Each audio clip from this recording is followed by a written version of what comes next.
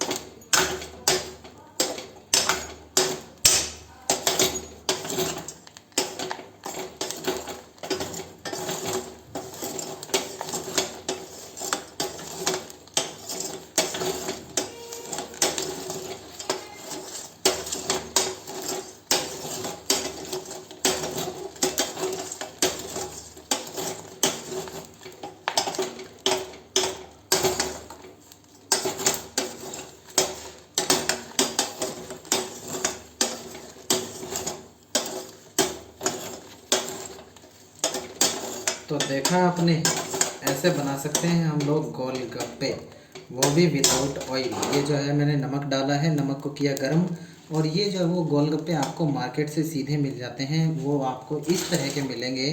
वो आप ले आइए, मार्केट में आपको काफ़ी सस्ते 100 रुपये किलो जो वो लगभग मिल जाते हैं ये।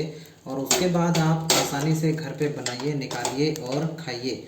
सबसे अच्छी बात, विदाउट ऑयल और हेल्थी। हेल्थी तो नहीं कह सकते वैसे, लेकिन ये है कि विदाउट ऑयल है ये, इसलिए काफ़ी अच्छा है इसका सिस्टम।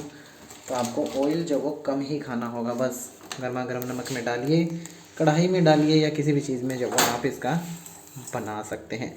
वीडियो अच्छी लगी तो लाइक करो, चैनल को सब्सक्राइब करके घंटी दबाओ ताकि ऐसी वीडियोज़ और मिले।